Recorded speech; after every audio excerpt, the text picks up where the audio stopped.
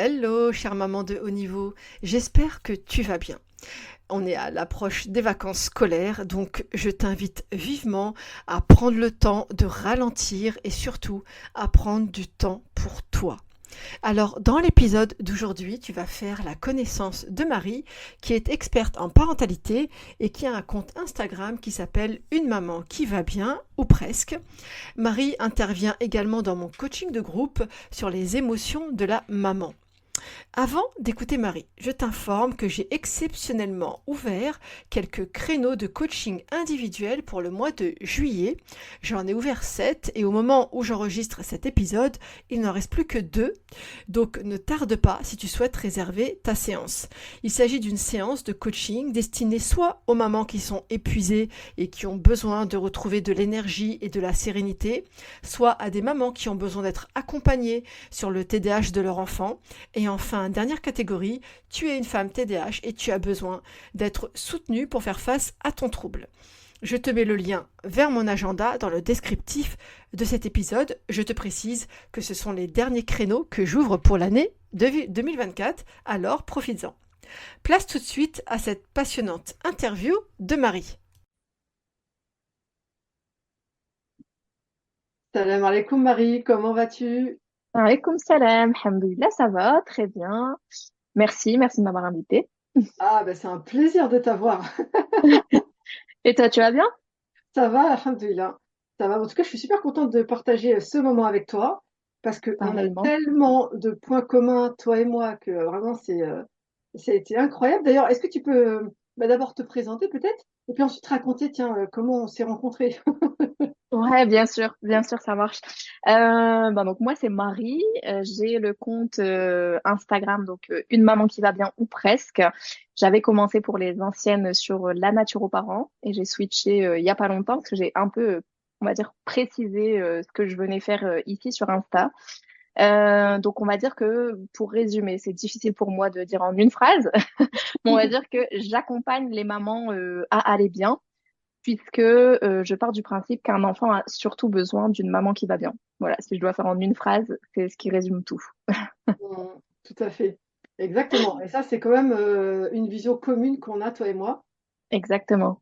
Et alors, du coup, est-ce que tu peux raconter comment on s'est rencontrés finalement sur les réseaux? Euh, ouais, bah c'est ça en fait, c'était via les réseaux, c'était via Instagram. Alors comment la toute première fois, je sais qu'on s'est connus, peut-être je t'ai suivi, il me semble que je suis tombée par hasard sur ton compte. C'était une recommandation dans une story ou quoi que ce soit, et je me suis dit tiens je vais aller voir parce que ça me parlait, etc. Bah, notamment pour mes enfants, enfin bref, et puis parce que j'étais un peu dans le même secteur d'activité. Et puis en fait, j'ai vu qu'on avait tellement de points communs, tellement au niveau de la vision, et ça faisait du bien parce qu'on n'était pas, enfin, je connaissais pas beaucoup de monde en fait qui a fait cette vision de passer par la maman pour prendre soin de l'enfant et cette grosse remise en question de toujours arrêter de dire il faut faire ci auprès de l'enfant, il faut faire ça, mais jamais donner les clés aux mamans de comment y arriver. Donc ça faisait plaisir de voir quelqu'un qui réfléchissait Exactement. comme moi. Ouais, franchement. Mais c'est exactement ça. Alors moi, c'est pareil. C'est qu'un jour, j'ai vu ta petite tête qui regardait une story à moi. Je me dis, ah, c'est qui ça?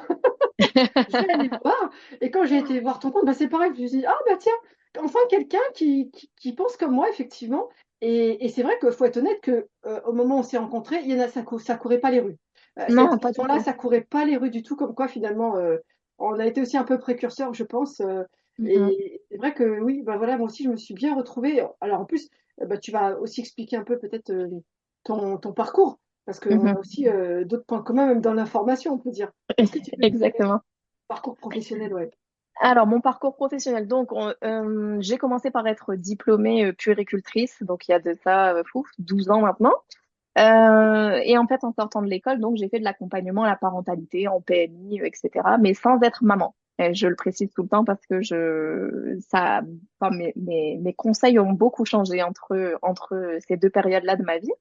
Donc, j'ai arrêté justement parce que j'étais enceinte de ma première, donc de mon premier enfant. Et je me suis rendu compte, en fait, que tout ce que je donnais comme conseil, tout ce que j'avais appris, etc., il n'y avait rien qui était aligné avec ce que je ressentais et de ce que j'avais envie de donner, en fait, à ma fille, puisque j'en avais qu'une à ce moment-là. Et donc j'ai commencé à réfléchir autrement et surtout à me former, à m'informer parce que j'étais un peu pris de panique en me disant mais en fait je sais rien, qu'est-ce que je vais apporter à ma fille? Il faut que je me forme, il faut que je sache, etc. Donc là j'ai commencé des lectures, à regarder des interviews, des reportages.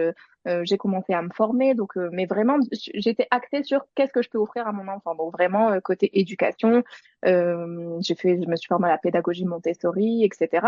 Après, comme j'étais enceinte, bah forcément, tu réfléchis autrement. Tu dis, bon, tiens, je vais manger ça. Ouais, mais est-ce que c'est bon pour mon bébé? Ah, ça, je sais pas. Je vais mettre telle crème. Est-ce que c'est bon? Et donc là, j'ai été faire aussi un tour du côté de la naturopathie. C'est vraiment là où j'ai pris conscience que fallait. Alors, j'avais déjà un peu cette conscience de bien faire, de me nourrir, on va dire, de la meilleure des façons. Mais là, ça a pris un coup d'accélération énorme jusqu'à ce que finalement bah, je m'inscrive à une formation de naturopathe, non pas forcément pour exercer, mais vraiment pour mon savoir personnel et le mettre en pratique dans ma famille, quoi. Donc c'est là où il est notre plus gros point commun, je pense. Et en fait, finalement, bah, tu me diras, je pense que tu ressens la même chose, mais quand tu te formes à ça, c'est toute ta vision en fait de ta vie qui change, puisque tu comprends que moi, ce qui m'a marqué dans cette vision naturopathique, on va dire ça comme ça, c'est le fait d'aller chercher la cause plutôt que de mettre un pansement, on va dire, sur le symptôme. Et finalement, bah, c'est un point de vue que j'ai adapté, on va dire, et dont je me suis inspirée, que j'ai adapté à toute ma vie. Donc en parallèle, voilà, je continuais de vouloir offrir le meilleur à mes enfants. J'ai été enceinte pour une seconde fois. Et plus j'avançais, plus j'essayais d'offrir le meilleur et plus j'offrais le pire. Mais vraiment, je voulais être une maman Montessori, une maman bienveillante, une maman qui respectait ses enfants. J'étais finalement une maman qui hurlait, je vais même pas dire crier, mais qui hurlait sur ses enfants. J'étais vraiment perdue. Et bah finalement, je m'enfonçais vers le burn-out, burn-out maternel. Et j'ai remis tout ça en question. Je me suis dit, mais qu'est-ce que je suis en train d'offrir à mes enfants? Et finalement, de ce fait, qu'est-ce que j'ai envie de leur offrir? Bah, j'ai envie de leur offrir une maman qui va bien, quoi, déjà, tu vois. Et c'est là où j'ai changé, en fait, totalement mon point de vue et j'ai pris conscience qu'en fait, tout ce que je voulais leur offrir, je pouvais pas parce que je l'avais pas, en fait. Et c'est une phrase que j'utilise énormément dans mes accompagnements maintenant, c'est que tu ne peux pas offrir ce que tu n'as pas. Donc, il Mm. fallait que ça passe par toi d'abord. Et donc, moi, j'ai entrepris tout un autre chemin ici ben, je vais apprendre à prendre soin de moi. Donc, j'ai fait les mêmes erreurs que toutes les mamans au début. Je pensais que juste aller chez le coiffeur et, et sortir avec mes copines, ça allait le faire, mais pas du tout parce que je culpabilisais. Je rentrais chez moi, ça n'allait pas. Et je me disais, mince, Marie, t'as pris du temps pour toi et ça va toujours pas. Enfin, bref, ce qu'on connaît un peu toutes. Et je me suis dit, c'est pas ça, prendre soin de soi, mais qu'est-ce que j'ai besoin, moi, vraiment? Et donc, j'ai creusé. J'ai appris à connaître vraiment mes besoins, à les combler. Et je me suis pris, en fait, je me suis vue comme une personne unique et singulière. Et ça a fait toute la différence. C'est que vraiment cherché quelle était ma singularité et quels étaient mes besoins singuliers. Et depuis, en fait, j'ai jamais quitté ce chemin. J'en apprends encore sur moi tous les jours, mais j'ai vraiment obtenu en fait les résultats que je cherchais à offrir à mes enfants à la base. C'est maintenant que j'ai pu leur offrir. En fait, c'est en prenant soin de moi que j'ai pu leur ben, prendre soin d'eux finalement et ne plus être cette maman qui crie, etc. Mais être cette maman patiente, bienveillante, respectueuse, parce que j'étais bienveillante, patiente et respectueuse envers moi-même. Voilà un Exactement. peu. Alors, ce qu'il faut préciser, c'est que justement, on a tellement une vision commune que tu fais partie aussi du programme TDH Serenity. Hein, tu es Exactement. experte en Ouais, parentalité de ce programme où tu tout à interviens fait. auprès des mamans sur une thématique à chaque fois qu'elles choisissent. Donc, à chaque Oui. fois, c'est une thématique différente. Et moi, j'ai beaucoup aimé lors de ton intervention euh, ton approche par rapport aux émotions de la maman. Ouais, tout à fait. Bah, Ça, parce que. c'est un bon sujet aussi que tu maîtrises bien et qui Mm, est mm, mm. vraiment hyper intéressant. Ouais, tout à fait. Bah, en fait, en fait, ça a été un peu le point, bah, les émotions, c'est un point hyper important dans ma vie. Parce qu'en fait, comme je dis toujours, ma fille, elle est venue, m'apprendre que j'avais des émotions. Et mon fils, il est venu m'apprendre que je devais, en faire quelque chose de bien de ces émotions. En gros, vraiment, les leçons que j'en tire, c'est vraiment ça. Euh, et ouais, en fait, enfin, c'est vraiment, j'en ai développé, ce sera un grand mot de dire une expertise, mais en tout cas, vraiment un point central dans mes accompagnements, ce sujet des émotions, parce que finalement, dans la composition de l'être humain, en fait, les émotions, c'est le point central de l'être humain, tout simplement. Et c'est la jonction entre le corps et l'esprit également, tu vois. Donc c'est vraiment ce pilier, je le vois comme un pilier central. Et ouais, c'est vraiment une question qui m'a beaucoup intéressée. Mm, mm. Mm. Et puis, alors, alors, parce que moi, je suis spécialisée plus vers les mamans qui ont des enfants avec des troubles de l'attention. Toi, tu Tout à t'adresses fait. à toutes les mamans, en fait. Mais Mhm. moi, dès qu'on a commencé à échanger ensemble, j'ai ressenti qu'il y avait quand même pas mal de neuroatypie de ton côté. Même si c'est pas, on va dire, officiellement posé, C'est mais ça. quand même, je suspecte fortement une famille un petit peu neuroatypique, toi aussi, hein. Mm, mm. Ouais. Je l'ai beaucoup ressenti. En fait, il y a que ma fille qui a le diagnostic finalement officiel, on va dire, parce que pareil, en fait, j'étais perdue, j'avais besoin d'aide, petite avec elle, surtout au niveau de la gestion de ses émotions, en fait. Donc, je tendais vers une hypersensibilité qui s'est finalement transformée en diagnostic HPI avec suspicion TDAH. On m'avait dit de revenir quelques années après, mais comme j'ai réussi à l'équilibrer à la maison et que j'arrive à la prendre comme elle est, j'ai pas eu besoin de ce diagnostic. Je pense que si un jour j'ai besoin, je le ferai. Je suis pas contre du tout le diagnostic, hein. J'ai mon fils aussi qui remplit très très bien le tableau d'un petit garçon TDAH que j'ai pas fait diagnostiquer non plus parce que j'ai réussi en fait à l'accepter comme il était en fait. J'ai pas eu besoin, mais je conçois et je comprends qu'on ait besoin de ce diagnostic pour pouvoir comment dire prendre en charge de la meilleure des façons. Moi personnellement, après, j'en ai plus eu besoin. Pour moi-même, oui, bien évidemment, je me suis dit, en fait, au fur et à mesure où je voyais ce que reflétaient mes enfants chez moi-même, je me suis posé aussi la question. Et pareil, jusqu'alors, j'ai pas encore eu besoin de ce diagnostic, même si oui, bien évidemment que je me retrouve dans pas mal de tableaux. Tout à Alors fait. après, peut-être que tu n'as pas eu besoin aussi du diagnostic pour tes enfants, parce Mm, qu'on mm. n'en a pas encore parlé, mais parce que tu fais l'école à la maison. Oui, ah oui, oui, Et du coup, évidemment. forcément, tu en as moins besoin dans tes interactions avec une Exactement. institution scolaire qui n'est pas présente, hein, dans ton cas. Mais c'est exactement ça. Et c'est exactement pour ça d'ailleurs que j'ai fait diagnostiquer ma fille, parce que à l'époque, on avait fait des tentatives de scolarisation avec elle. Donc, je crois qu'elle a fait 15 jours dans le public. Et une année, ouais. Il y a eu le C'est dans le Covid qui est Guinness des venu records, non? absorber. Dans le temps le plus court passé à l'école, tu sais. C'est ça, ouais, c'est ça. Et encore même pas 15 jours à temps plein, tu vois. Vraiment, ouais, après, il y a la période Covid, etc. On m'a proposé de la rescolariser. J'ai dit non, non, de toute façon, là, c'est très bien comme ça. C'était vraiment, en fait, c'est à l'époque où j'ai déménagé. J'étais vraiment au plus bas, du plus bas, du plus bas. J'avais besoin d'un relais. Je me suis dit, je vais la mettre à l'école. Et même si au fond de moi, je voulais pas, j'ai testé. Bon, j'ai vu que ça fonctionnait pas très bien. Bref, c'était notre expérience. Et puis, elle est allée aussi dans une année dans une école alternative Montessori. Et donc, notamment, justement, donc, je peux quand même avoir un petit regard sur la scolarisation dans une école publique. Et c'est la seule fois où j'ai dû sortir ma carte diagnostic HPI pour qu'on aménage la scolarité pour ma fille, même si c'était très court. Et ben, j'ai quand même, pendant ce temps-là, réussi à avoir la psychologue scolaire, un rendez-vous avec l'institutrice. J'ai fait intervenir la psychologue qui l'avait diagnostiqué, etc. Donc oui, je conseille fortement de diagnostiquer pour pour pouvoir expliquer officiellement le pourquoi du comment il faut adapter la scolarité à notre enfant. Ça, c'est sûr. Et en effet, pour le reste, j'en ai pas eu besoin puisque on fait l'instruction en famille, donc on adapte forcément la pédagogie à chaque enfant. C'est ça. Et du coup, qu'est-ce qui t'a fait prendre cette décision de faire l'instruction en famille?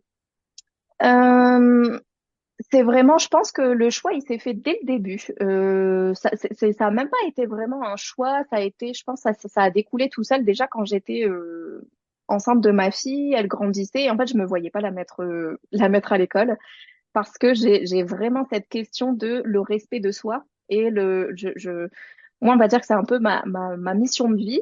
On va dire que c'est vraiment cette question centrale de l'identité. Et moi, j'ai souffert d'un conformisme, justement, et je voulais vraiment, vraiment pas leur faire subir ça. Donc, je me suis donné les moyens, on va dire, de réussir l'instruction. Et ça s'est fait naturellement. Alors, non pas sans difficulté, non pas sans remise en question. La preuve, c'est que je l'ai scolarisé un peu, etc. Parce que ça a été très, très dur aussi pour moi de trouver l'équilibre à la maison. mais en pesant les plus, les moins, en me connaissant en fait. Tu vois, même ce choix-là, ça m'a permis de mieux me connaître, de connaître mes valeurs, le pourquoi j'avais envie de faire ça. Aujourd'hui, j'ai trouvé l'équilibre dans l'instruction en famille. Même si je le dis, ça reste quand même un choix secondaire. Tu sais, c'est un peu en faisant le tableau des plus et des moins, bah, j'ai choisi l'instruction en famille, c'est parce que j'aurais largement préféré une école à côté de chez moi qui respecte les besoins de chaque enfant et la singularité de chaque enfant. Mais comme il n'y a pas, bah voilà, j'ai choisi l'instruction en famille. Ok. Et quel enfant étais-tu, toi, dans le système scolaire?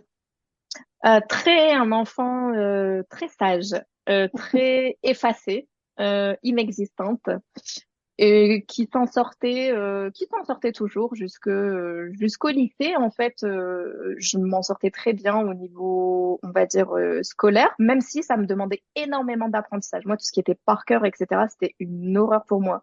Je me souviens de leçons encore, j'en parle encore avec ma mère aujourd'hui de certaines leçons que je devais réapprendre tous les ans et je pleurais parce que j'y arrivais pas en fait. Parce que ce qui avait pas de sens pour moi, j'arrivais pas à l'apprendre, mais je m'en sortais. Je faisais les efforts pour avoir de bonnes notes, on va dire. Mais j'étais quelqu'un de très très effacé. Enfin, tu vois, sur mes bulletins, c'était on ne connaît pas la voix de Marie. J'étais vraiment ce genre d'élève, quoi, tu vois. Donc, dans son coin, très sage, etc.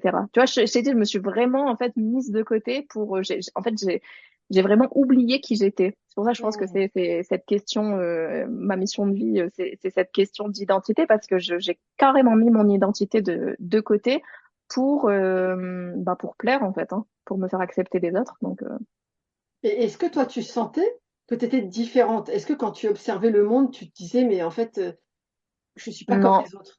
tu sais, vraiment pas du tout, dans le sens où j'étais, mais tellement coupée de moi que c'était même pas une question que je me posais. Hmm. Je me posais même plus cette question de qui suis-je, est-ce que je suis bien, est-ce que je suis pas bien. Je te dis, vraiment, jusqu'à la naissance de ma fille, euh, je pense que je me posais même pas ces questions-là, en fait. J'avais appris à être coupée de moi-même. Donc, alors j'ai quand même eu une période à l'adolescence où un peu rebelle, etc. Donc, je pense qu'il y avait un mal-être qui voulait sortir. Mais Hmm. même lui, je l'écoutais pas. Tu vois, je l'écoutais pas et c'est vraiment les émotions de ma fille qui sont venues, enfin, ouais, la naissance de ma fille qui est venue me remettre ça en pleine face. Et je pense que c'est pour ça aussi que j'ai eu beaucoup de mal à vivre au tout début ma maternité parce que ça a été très, très violent, en fait, ce que c'est venu faire remonter. En fait, c'était, 26 ans de non-existence identitaire, on va dire ça comme ça, tu vois. Donc, non Hmm. pas que j'ai une enfance, pas du tout, hein. En plus, moi, j'ai des très bons souvenirs de mon enfance, une enfance heureuse. Mais c'est vraiment là, je te dis ça aujourd'hui avec le recul et l'analyse de ma vie, en fait, parce que je m'en rendais pas compte, en fait, à l'époque. Et enfin, je vivais ma vie de façon superficielle, je pense. Hmm. Donc la neuroatypie, quelque part, c'est au contact de tes enfants que tu la découvres. Tout à fait, tout à fait. Ouais, c'est vraiment quelque chose que je découvre à l'âge adulte, ouais. Et Mm, mm. est-ce qu'au stade du couple, déjà, il y avait des choses qui s'est manifestées ou pas du tout? Non, même pas encore. À cette époque-là, même pas parce que j'étais encore dans ce je ne sais pas qui je suis. Tu vois, c'est vraiment ouais non, même non, c'est vraiment la maternité. C'est pour ça je pense que j'ai cette envie folle d'accompagner les mamans et que je trouve ça mais la maternité, je trouve ça formidable de ce que ça vient révéler chez soi en fait et j'utilise Hmm. vraiment cet outil de maternité. C'était ça en fait. Pour moi, la parentalité, c'est un outil de connaissance de soi Ouais, énorme. tout à fait. Mm, C'est mm, exactement ça. Ben, tu sais, moi je le dis souvent que moi je pensais que c'était moi qui allais éduquer mon fils et au final, mm. ça a été lui le meilleur des éducateurs pour moi. Et Ouais, ouais. effectivement, je ne serais jamais, je ne me serais jamais découverte, je n'aurais jamais su que j'étais moi-même neuroatypique si je m'étais pas confrontée à la singularité de mon fils en fait. Et C'est ça. ça le fait pour énormément de mamans qui d'un seul coup, face à la différence de leur enfant, se dit mais en fait, mais moi aussi j'étais comme ça. Ah mais c'est donc ça. Mm, Et du coup, mm. tu commences à mettre un autre éclairage sur tout ce que tu as vécu avant. Ouais, tout à fait. Non, mais c'est trop ça. Et tu sais, plus j'accompagne les mamans et plus je me rends compte et j'aime beaucoup d'ailleurs entendre le discours des mamans qui viennent d'être mamans tout juste, tu vois. Et c'est vraiment ça, à chaque fois, c'est, oh, je me prends une claque, tu vois. Mais et moi, ça m'intrigue, cette claque-là que vient mettre la parentalité. C'est incroyable, hein. Ouais, complètement. C'est, mm. Bah, en fait, ça vient faire le miroir, en fait, tout simplement. Ouais, C'est le c'est ça, miroir, en fait. c'est ça. Mais je me dis, c'est dingue. En fait, Tu sais, parce que tu as d'autres personnes dans ta vie depuis tout petit qui font miroir. Finalement, tout le monde fait miroir. Mais Mhm. l'enfant, ton enfant, Mhm. Ah ouais, c'est puissant, en fait. Tu peux pas continuer à être dans le déni, en fait. J'ai l'impression, en tout cas, mais c'est tellement puissant que t'as beau avoir dénié l'effet miroir avec toutes les autres personnes, avec eux, tu peux pas. c'est ça. Et est-ce que toi aussi, parce que moi, comme tu sais, le programme que j'ai construit, il est Mhm. parti bien sûr de ma propre expérience, de ma propre douleur. Est-ce que toi aussi, tu as construit ton programme d'accompagnement de cette façon-là? Exactement, mais totalement. Vraiment, vraiment. C'est pour ça que je dis aux mamans, euh, en fait, mon expertise, c'est mon expérience personnelle, en fait, parce qu'une maman qui souffre, je sais ce qu'elle ressent, parce que je l'ai ressenti. C'est pas que de la théorie, au contraire. Et je pense que c'est ce qui m'a permis, entre guillemets, d'asseoir ma légitimité, dans le sens, enfin voilà, on passe tout, je pense, en tant qu'entrepreneur par le syndrome d'imposteur, hein, un peu. Mais oui, totalement, parce qu'une fois que tu l'as vécu, tu sais, en fait, tu sais dans quelle souffrance, elles sont, en fait. Donc, c'est tellement douloureux, tu peux que être empathique et tu vas les comprendre et donc tu vas savoir les amener là où tu es maintenant en fait. Toi, tu as réussi à résoudre des choses parce que ben voilà, la vie a fait que tu avais passé certains paliers, certains niveaux de ta vie et c'est ce qui, je pense, ben toi aussi, hein, ce qui nous rend légitime dans le fait d'accompagner parce qu'on est passé par là et on a réussi à sortir de là surtout. C'est surtout ça en fait. Ça. Le fait Mm, d'avoir mm. trouvé des solutions, entre guillemets, Exactement. que personne nous a proposées.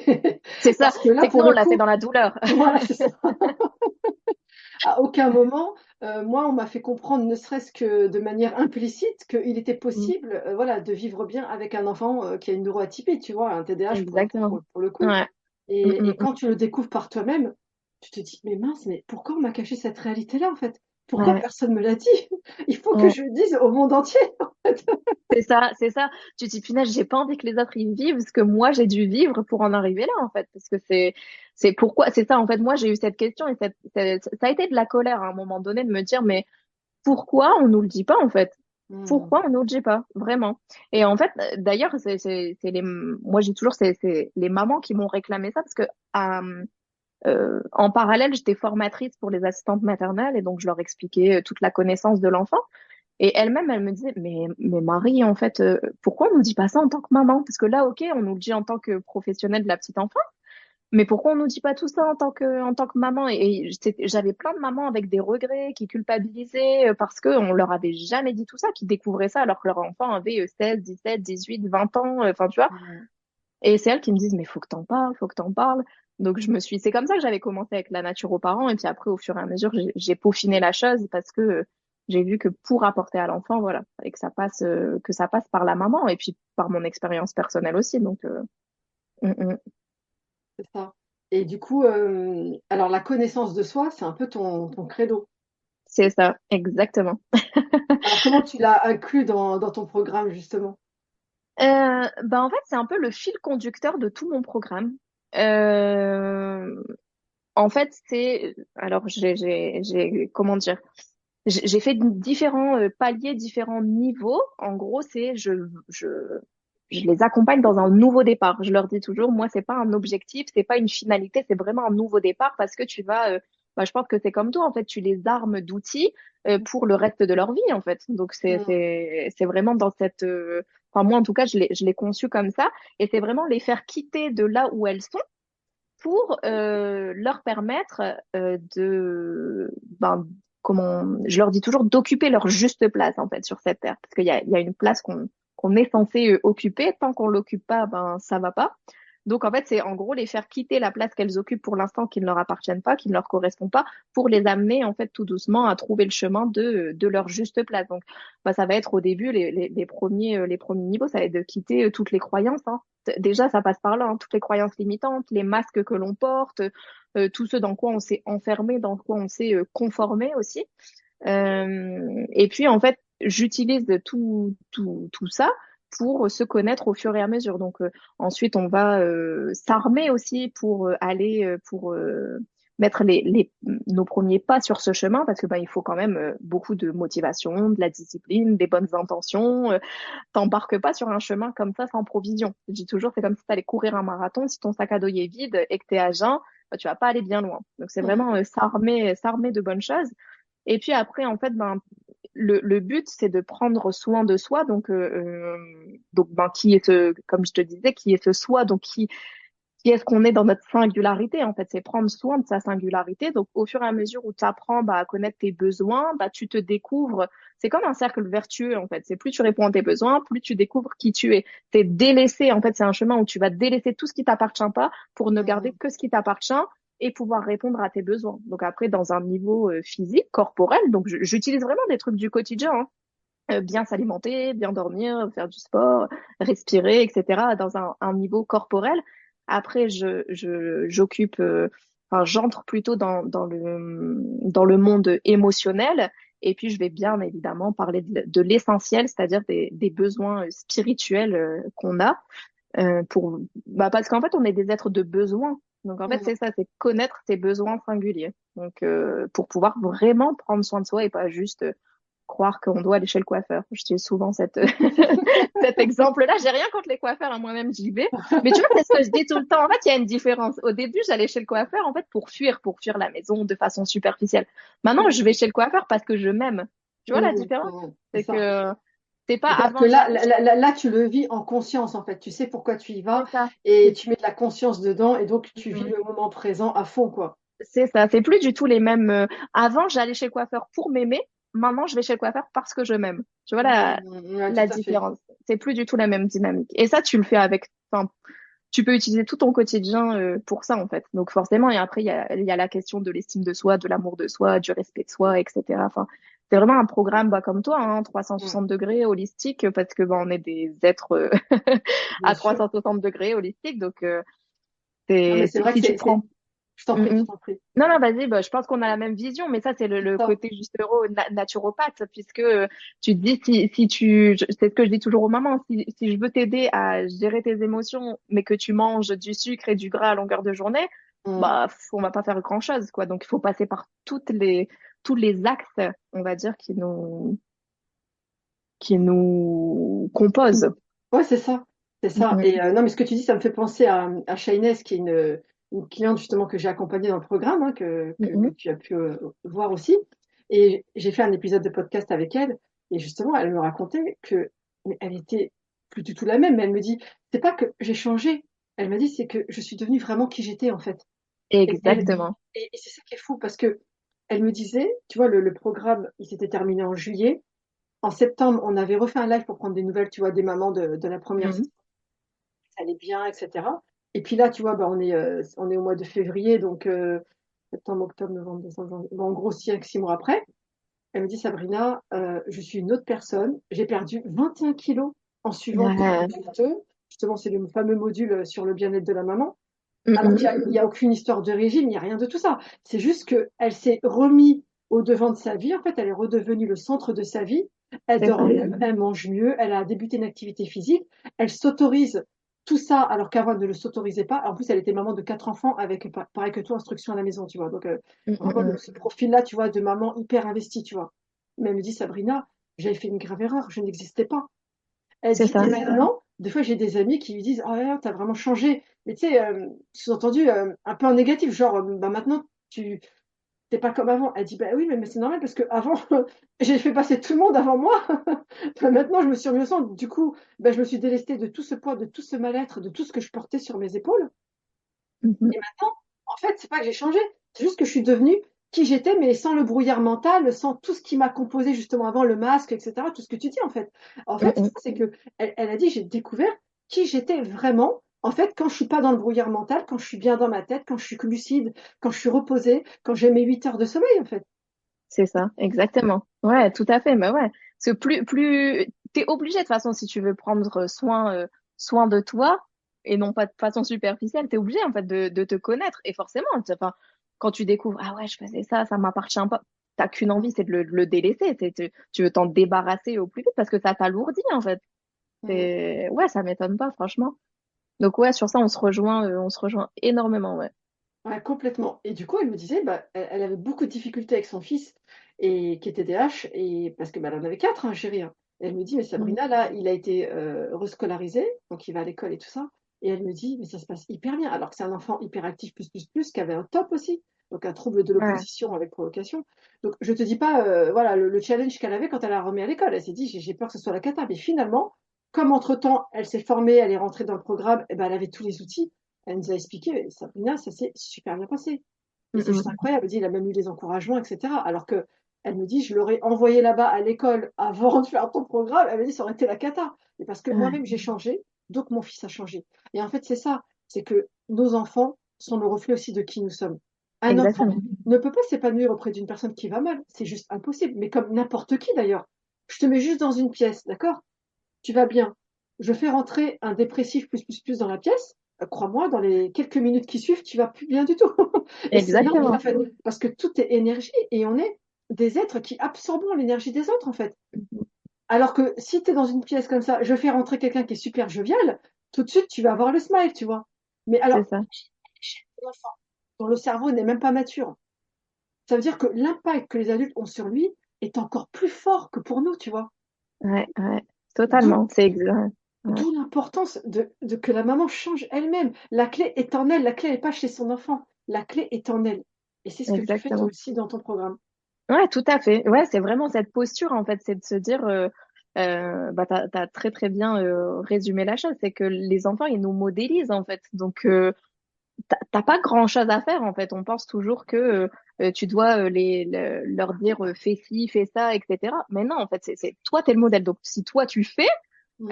il va faire. Donc, je prends toujours cet exemple, j'avais fait un réel un jour sur ça, sur le fait de dire à un enfant, arrête de crier en criant. Mais lui, ce qu'il va retenir, c'est, bah, ok, quand je suis énervé, je dois crier.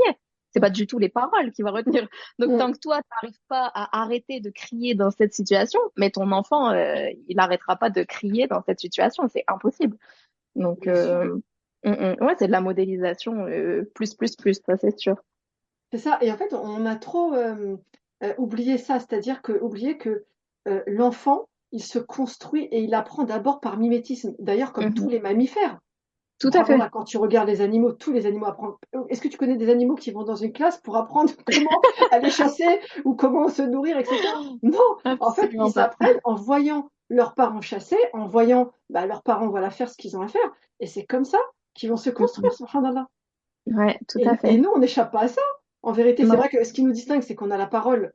Mais néanmoins, la première chose que l'enfant fait, c'est qu'il va modéliser le comportement Mhm.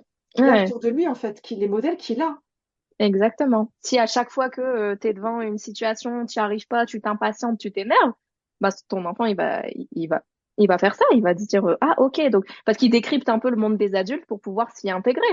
Donc il Mm. va se dire ah ça fonctionne comme ça un adulte. OK donc quand j'arrive pas à faire quelque chose, faut que je m'impatiente et il faut que C'est que je ça. m'énerve. OK d'accord, c'est un code que je dois adopter. Tu vois. C'est ça, mais exactement, c'est comme ça que l'enfant pense. Et c'est Ouais. d'ailleurs même pour l'hygiène de vie, des fois c'est marrant parce que des fois il y a des mamans qui disent mais Sabrina, t'as pas des idées de recettes, il mange jamais de légumes, il veut pas en manger, etc.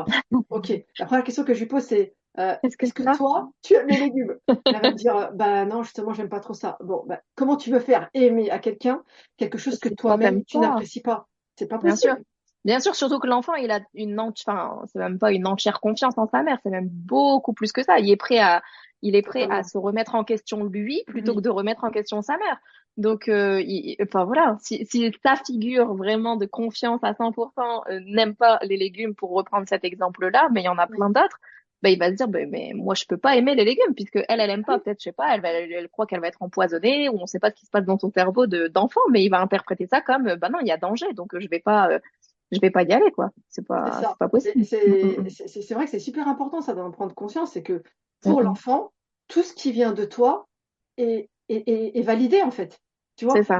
lui, son cerveau n'est pas mature, donc il va pas se dire peut-être qu'elle a raison, peut-être qu'elle a tort. Tu vois, ça, il va Non, faire il est non. incapable. Ouais, ouais, c'est ça. Ça, Ça, c'est à l'adolescence, ça. voilà, c'est l'adolescence. Là, préparez-vous, les amis.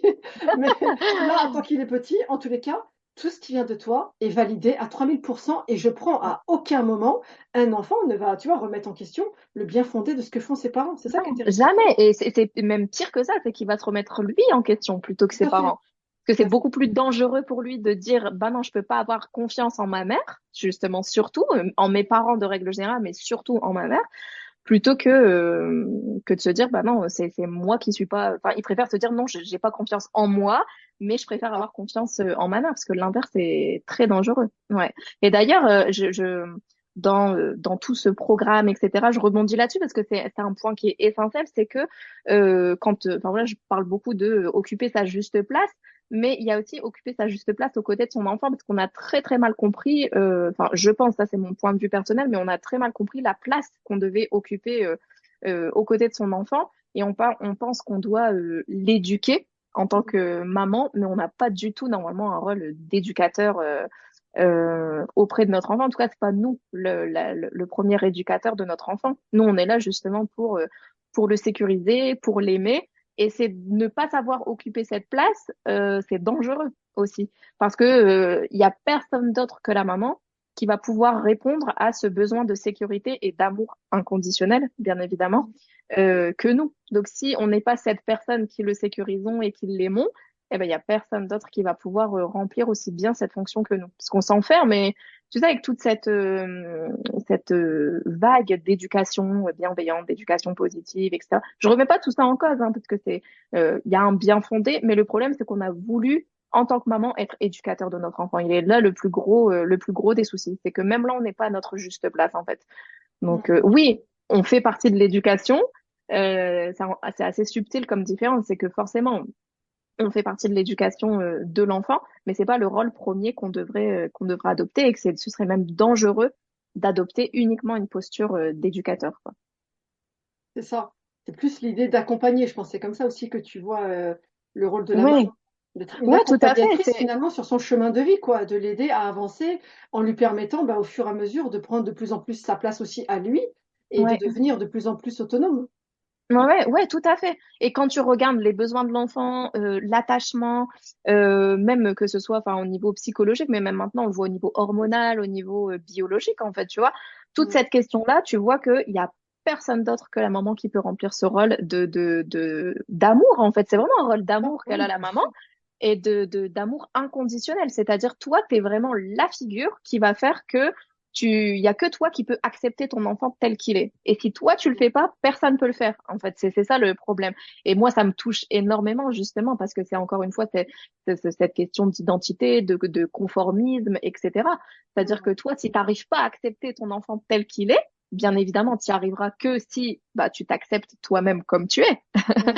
Donc, si tu n'y arrives pas, il y a personne d'autre qui pourra le faire parce que par la confiance qu'il a en toi, par l'amour qu'il a pour toi, par l'amour que tu dois lui donner, par tout ça. Quand tu t'étudies vraiment le rôle, la relation mère-enfant spécifiquement, bah moi ma conclusion aujourd'hui c'est ça, c'est qu'une maman elle est faite en premier lieu pour sécuriser son enfant par l'amour.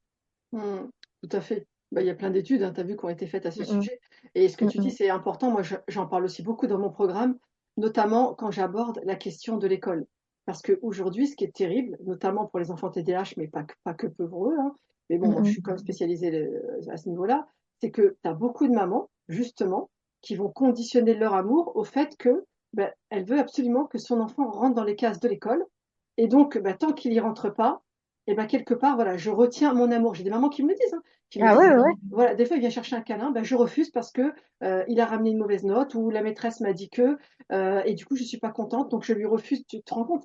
Et ça, au début, elles s'en rendent pas compte parce que elles ont la tête dans le guidon, elles ont cette pression scolaire, mais qui est ignoble sur les Mm, mamans, hein, dont mm. je parle moi Ah ouais. régulièrement, qui fait que, eh ben, au lieu de jouer ton propre rôle à toi, tu deviens quelque part le bras armé de l'école et tu oublies C'est ça. totalement que Ouais, toi, c'est pas du tout ta fonction première, en fait, exactement. de ramener les problèmes de l'école chez toi, mais que toi, ta fonction première, justement, c'est comme tu dis, c'est le côté affectif de aimer son enfant tel qu'il est et pas le conditionner au bulletin scolaire, en fait, tu vois.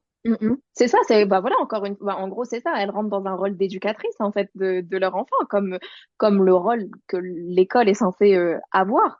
Mais et c'est là ouais comme tu dis c'est dramatique, t'imagines mais c'est enfin c'est tout à fait normal parce que j'imagine que elles-mêmes elles ont reçu ça déjà. Donc elles sont programmées comme ça et puis derrière tout ça, il y a beaucoup de peur aussi, je pense énormément de peur de d'échouer en fait finalement Que ce soit, enfin voilà, si on sait très bien en tant que maman, si ton enfant échoue, c'est comme si toi t'avais échoué. Donc bien c'est ta sûr. prolongation directe. Donc il y a une sacrée pression à ce niveau-là.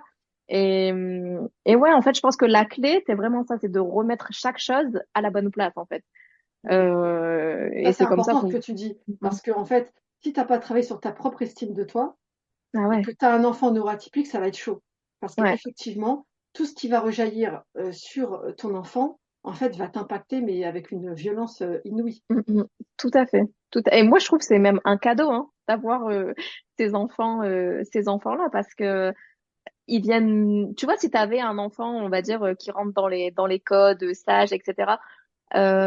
Sage avec la définition sage de l'éducation française, hein, bien évidemment. Je peux remplacer Euh, sage par soumis et on a tout compris. ouais, c'est ça, exactement. Eh ben, en fait, t'as moins cette remise en question. Tu vois, t'as moins ce reflet. Alors oui, c'est dans l'inconfort, dans la douleur, mais en fait, ce qu'il en ressort derrière, si tu sais utiliser ça à bon escient, c'est magique, c'est magnifique, parce qu'en fait, toi, t'en ressors grandi, t'en ressors même bah, en paix intérieure avec toi-même, parce que, enfin, tu vas développer ton estime de toi, t'as l'amour que t'as pour toi-même, le respect que t'as pour toi, enfin, et puis c'est toute ta vie de famille qui va changer. Enfin, c'est vraiment un changement énorme, énorme. Et on s'imagine même pas à quel point, en fait, je trouve que de passer par cette clé-là, de prendre soin de soi, c'est là où on obtient tous les résultats et même plus que ceux qu'on espérait, quoi. C'est clair. Et tu vois, moi, mon fils, par exemple, il a impacté ma vie à tous les niveaux, ma vie de maman, Mm. mais aussi ma vie de femme, ma vie professionnelle. La preuve, Ouais, j'ai ouais, totalement changé moi-même ma vie de professionnelle. Et ça, tu vois, bah, je l'ai observé même chez les mamans que j'ai accompagnées, c'était la même. C'est-à-dire que là, tu as plein de mamans des différentes sessions qui sont aussi en changeant, en reconversion professionnelle parce que finalement, bah, elles ont découvert qui elles étaient vraiment. Elles ont ouais, découvert que finalement, comme tu dis, elles n'étaient pas à leur place, mais même, on va dire, au niveau sociétal, en fait, tu vois, ouais, et qu'elles bien sûr. faisaient des fonctions qui finalement ne leur correspondaient pas, qu'elles s'obligeaient à faire. Et en fait, Ouais, quand tu renoues avec ça, ça t'ouvre plein de nouvelles portes auxquelles toi-même tu n'avais jamais songé. Et ça, c'est du exactement.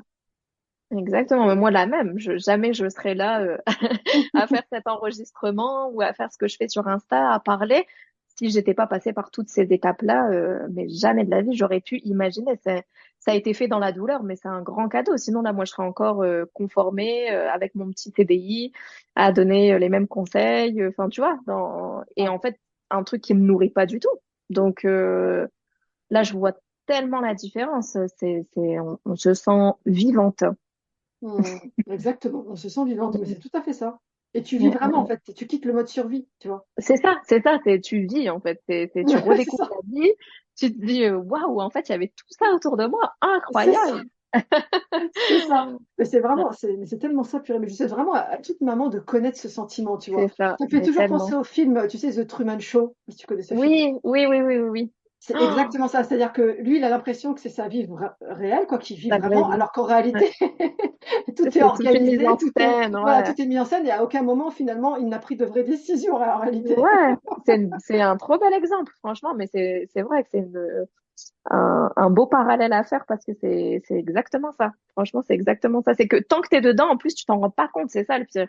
C'est ça Exactement. qui est horrible en fait. Et que, hop, souvent la parentalité, bah, c'est l'élément déclencheur qui va faire que tu vas tout remettre en question. Mais après, c'est soit tu luttes contre et donc tu Ah, t'enfonces, soit tu fais avec et tu construis des choses merveilleuses derrière et t'obtiens des choses merveilleuses. ah, mais totalement, totalement. Bah écoute, c'était vraiment top. Avant qu'on termine cet échange, Marie, j'aime bien Oui, terminer par trois petites questions rigolotes. allez, c'est parti. Alors, première question rigolote. Quelle est la chose la plus loufoque que tu aies collectionnée? La chose la plus loufoque que j'ai collectionnée. Euh... Ah ouais, Est-ce que bah tu as alors c'est collectionné pas. quelque chose déjà? Bah, j'allais dire, la seule chose que je collectionne, je crois, c'est les carnets. Ah Les ouais. carnets. Ah ouais, alors c'est pas très loufoque pour le coup, mais mais je crois que c'est la seule chose que je collectionne. Et j'en achète, ça va, j'en ai des pleins quand même, mais je sais pas me retenir. Dès que je vois un beau carnet, je suis obligée de l'acheter. Ah, c'est marrant, moi aussi j'adore la papeterie, je suis comme toi. Mais du coup, tu les utilises pour écrire, qu'est-ce que tu en fais de tes carnets? Ouais, tout à fait. Bah, j'en ai qui vont me servir plus pour ben, justement le journaling, un peu côté introspection, etc. J'en ai qui vont me servir pour mes apprentissages, pour y noter tout ce que j'apprends, pour mes réflexions. Il y en a où je vais noter un peu tout ce qui est pour ben, mon entreprise.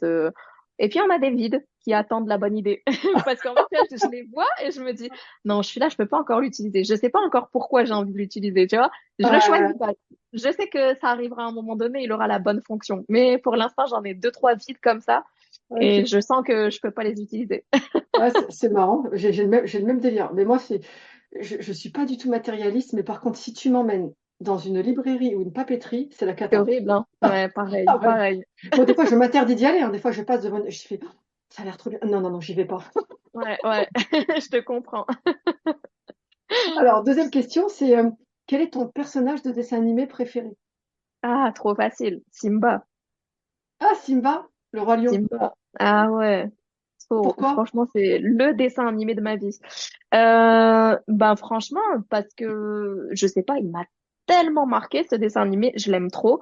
J'aime beaucoup la morale et en fait, franchement, à force de me connaître, enfin voilà, d'avoir refait l'histoire de ma vie 1 milliard de fois dans ma tête, mais il correspond trop à ma mission de vie. Tu sais, ce truc de reprendre sa place, de d'être en symbiose avec la nature. Il y a beaucoup de philosophie comme ça, spirituelle, je trouve, dans ce dessin animé.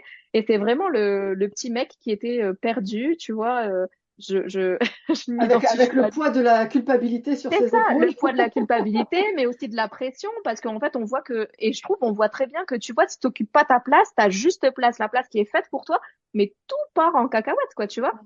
Et Mmh. lui, il est pas à sa place de roi, il y a plus rien qui va. Et quand il reprend sa place, eh ben, tu vois la nature qui reprend ses droits, tout refonctionne et tout. Mmh. Et cette image-là, moi, c'est vraiment, ça me parle de trop. Quand je parle de reprendre sa juste place, ben voilà, maintenant, je vais utiliser Simba. Ça me parle. Ah, c'est magnifique comment chacun, tu vois, a sa grille de lecture, tu vois, par rapport à ses centres d'intérêt. C'est toujours très drôle, ça. Exactement. C'est top. Bah, écoute, Simba, c'est top. Et alors, dernière question. Si tu pouvais vivre dans n'importe quel univers fictif, un livre, film, jeu vidéo, tout ce que tu veux, lequel choisirais-tu? Waouh, c'est Dans la dur comme cabane à côté de question. Simba. C'est ça, j'allais dire dans la grotte de Simba, il y a moyen. Ah ouais, c'est chaud. Là, comme ça, tout de suite, je te dirais Avatar. Ah ouais, dans Avatar. Dans le Ok. monde d'Avatar. C'est trop beau, c'est encore... bah, il lutte encore justement pour pas détruire cette belle nature si harmonieuse, etc. Il vit vraiment en symbiose parfaite avec la nature. Et là, je te dirais le monde d'Avatar. Je sais pas pourquoi, ça me Ah vient ok, comme ça. super. Bah, moi, figure-toi qu'Avatar, je l'ai même pas vu. C'est Moi, les films vrai. qui durent plus de 2 heures, je supporte pas. Hashtag TDAH, tu vois. Euh, Ouais, mais eh ben, j'ai été j'ai vu des surprise. extraits comme tout le monde, tu vois. J'ai Ouais. vu des extraits comme tout le monde, mais déjà, j'ai vachement du mal avec les univers comme ça, là, de Fiction? fantasmagoriques. Ouais, fiction, ça me Non, parle mais pas trop. moi aussi, je Ah ouais. déteste ça. Je te jure, je déteste les trucs fantastiques et tout. Moi, tous les trucs, même Marvel et tout, j'accroche pas, je regarde pas. Ouais, moi aussi, c'est Et pas mon délire. mais Avatar, je te jure, en fait, je Ah crois ouais. que j'ai vu la profondeur, tu vois. Je pense que ça m'a parlé aussi, pareil, tu vois, bah, en fait, si chaque chose n'est pas à sa juste place, tout part en vrille, en fait, tu vois. Et j'ai tellement été absorbée par ça en fait, tu vois pas le film passer. Je te jure, parce que moi, en fait, j'ai vu toute la philosophie derrière et ça m'a nourri, justement. Parce que moi non plus, je suis pas à l'aise dans les longs, enfin voilà, rester Ah ouais, assise moi 2 heures aussi. et demie, Ah, c'est pas grave. trop ça. La fiction, c'est pas trop ça, mais en fait, si tu te plonges dans la philosophie du film, franchement, il est hyper nourrissant. Et t'as vu les deux, le un et le 2, il y en a eu combien? Il y en a eu Ouais, deux ou... Il n'y en a pas eu trois, deux, je crois. ouais. Le deux, je crois, il me Non, je semble. crois que le troisième, il va sortir, je sais plus. Non, il y en a eu que deux parce que le deuxième est sorti au moins 10 ans après, donc Et t'as aimé les ouais, deux? ouais, ouais, mais à fond. Je pensais même que le deuxième, tu vois, en plus, c'était très très long. Je suis allée le voir au cinéma en plus. Et je me suis dit, bon, j'espère que ce sera pas de la redite. Et non, franchement, ça faisait 2 heures, je crois, je regarde ma montre. Je me dis, non, ça fait déjà 2 heures. J'avais l'impression que ça faisait une demi-heure que je regardais le truc, tu vois. Ah, tu vois, Donc, c'est drôle. Ah, donc ouais, t'étais ouais. vraiment à fond dedans. Ah ouais, franchement, à fond, alors que c'est pas mon délire de base. Ah bah super. Bah écoute, bah merci à toi d'avoir joué le jeu, Marie. Et Bah, merci à toi. avant de se quitter, s'il y a des personnes qui sont intéressées par ce que tu fais, où est-ce qu'elles peuvent te retrouver? Bah, sur Instagram, franchement, sur Instagram, une maman qui va bien, ou presque. pour quand même faire un petit clin d'œil à la réalité parce que tu vas presque bien. Mais donc voilà, bah, via Instagram, après directement en DM ou alors dans ma bio Instagram, il y a aussi le lien vers parce que j'offre des appels découvertes, il y a l'inscription à la newsletter, etc. Donc tout est centralisé sur Insta pour ma part. Ok. Ben, ce que je ferai, c'est que je mettrai le lien de ton compte Instagram dans la description de l'épisode. Comme ça, les gens Ça pourront y marche. aller. Et ton programme, est-ce qu'il est ouvert actuellement? C'est par période? Comment ça se passe? Tout à fait, il est ouvert. J'en ai même pas encore parlé sur Insta. Pour l'instant, D'accord, j'en bah, ai c'est parlé que l'occasion. aux mamans qui étaient ouvertes, en fait, qui étaient inscrites à la newsletter. Ok. J'en ai parlé surtout à elles. Et puis, j'ai juste parlé des appels découvertes pour l'instant. Et en fait, j'ai parlé des accompagnements, etc. en appels découvertes. Mais là, je sens qu'il est temps que j'en parle un peu plus ouvertement. C'était vraiment mon objectif. Donc, j'ai des mamans que j'accompagne déjà, qui sont déjà inscrites au programme. Donc il est en route, oui, oui. Et Donc puis on peut l'intégrer n'importe quand, c'est ça? oui, oui, c'est ça. En fait, j'ai fait différents niveaux pour vraiment répondre aux besoins de tout le monde. C'est que j'ai permis aux mamans de prendre le programme seul. Donc, c'est que des vidéos avec un workbook, accès à des ateliers privés, à un groupe privé, etc. Pour les mamans qui veulent quand même commencer à mettre un pied dedans. Mais j'entends aussi les questions financières. Donc, en fait, ben, forcément, ça réduit le coût financier d'avoir accès uniquement au Hmm. programme. J'ai tout fait payer payable en 10 fois aussi parce que j'entends bien, j'ai moi-même connu hein, l'envie de m'inscrire à certaines choses, mais je pouvais pas. Donc j'ai essayé de rendre ça le plus accessible possible. Donc tu as, on va dire, le premier niveau, c'est l'accès au programme uniquement. Et ensuite, je l'ai mis aussi, comment dire, j'ai mis des coachings individuels avec. Donc là, je l'ai transformé, on va dire, en accompagnement individuel. Donc, tu as accès au programme, aux ateliers, au workbook, etc. Et en plus de ça, bah, on a des coachings individuels pour vraiment, vraiment avancer dans la connaissance de soi. D'ailleurs, l'accompagnement individuel, je l'ai appelé enquête de soi parce que c'est vraiment le fil conducteur de cet accompagnement. Et après, il y a une version premium aussi avec un profilage un outil, l'outil Enneagram que j'utilise en partenariat avec quelqu'un pour, ben, toujours en fait, pour activer cette connaissance de soi et préciser le prendre soin de soi. Ouais, super. Bah, écoute, merci pour toutes ces infos, Marie. Merci pour le temps Avec que tu m'as plaisir. consacré. C'était Ben, vraiment un merci de m'avoir plaisir invité. d'échanger avec toi. Et puis, Franchement, bah, pareillement. je te dis à très vite. Oui, à très vite et ouais, je suis sûre nos chemins, de toute façon, On ils se se sont déjà recroiser. croisés. Ce chemin se croise tout le temps, donc il y a pas de raison. À bientôt, Marie. Oui, à bientôt. Voilà, j'espère que cet épisode t'a inspiré et surtout qu'il t'a motivé à prendre soin de toi. Car n'oublie pas que ton enfant a besoin d'une maman qui va bien. Je compte sur toi pour m'encourager si cet épisode t'a plu en me laissant 5 étoiles et un commentaire. Et je te dis à très vite pour un nouvel épisode. Je te laisse avec ma phrase fétiche. Le meilleur est à venir à condition d'agir. Ciao!